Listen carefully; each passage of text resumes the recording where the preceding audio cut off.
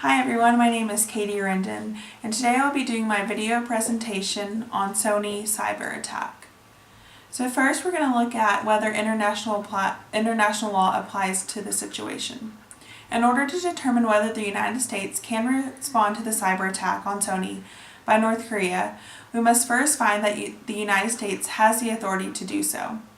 International law strictly applies to states. Although Sony is not a state, under Rule 1 of the Talon Manual 2.0, states have the ability to exercise control over cyber infrastructure and activities within its sovereign territory.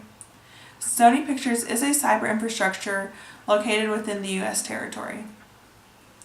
Next, we're going to look at whether North Korea actually violated the U.S.'s sovereignty. Under Rule 4, a state is prohibited from violating another state's sovereignty. Only applies to state-to-state relations. And lastly, cybercrime must be attributable to a state to be a violation of sovereignty.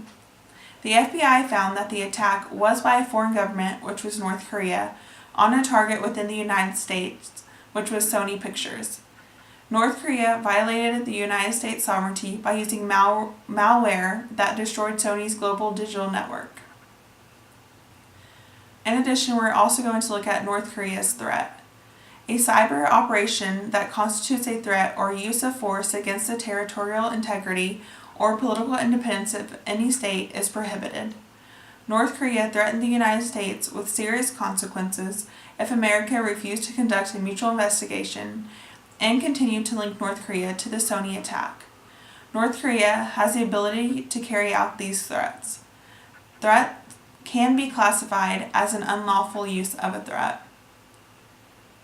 Prohibition of the use of force. Rule 68, a cyber operation constitutes a use of force when its scale and effects are comparable to non-cyber operations rising to the level of a use of force. The scale and effects must be considered, and this is done by looking at the factors in paragraph 9. These factors include severity, immediacy, directness, invasiveness, measurability, military character, state involvement, and presumptively legality. It can be considered that all of these factors are met and that the cyber attack on Sony did constitute a use of force. In addition, Stuxnet was considered to be a use of force, and the cyber attack on Sony is in parallel with the Stuxnet, and so it can also be considered a use of force. Next, we look to see whether the attack on Sony was an armed attack. Under Rule 94, it prohibits an attack on civilians and civilian objects, and the attack does not have to constitute a kinetic force. Rule 99 prohibits attacks on civilian objects, and if North Korea was under the mistaken belief that the U.S. government controlled Sony, it would still be found that they unlawfully attacked a civilian object because this cannot be a defense. And can the U.S. respond in self-defense? Rule 71 states that a state that is the target of a cyber operation that rises to the level of an armed attack may exercise its inherent right of self-defense. Requirements to use armed force include that it must reach the level of an armed conflict in scale and effect, and it also must be trans-border, but it does not require a kinetic force. Most experts agreed that the attack on Sony did not rise to the level of an armed conflict, and the U.S. cannot respond forcefully. So how can the U.S. respond?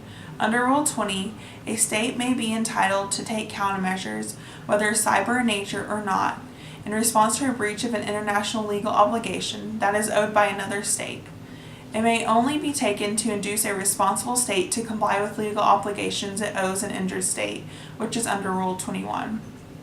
Countermeasures could include a president issuing an executive order, domestic criminal prosecution against those involved in the Sony attack, and assets of people involved in the Sony attack can be seized if those assets are located within the U.S.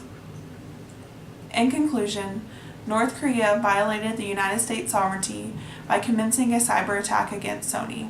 The attack more than likely would be considered a use of force. The attack more than likely would not reach a level of an armed attack, but if it had, the U.S. could use force involving cyber operation but they must be necessary and proportionate under Rule 72. And finally, the U.S. is permitted to use countermeasures against North Korea. Thank you.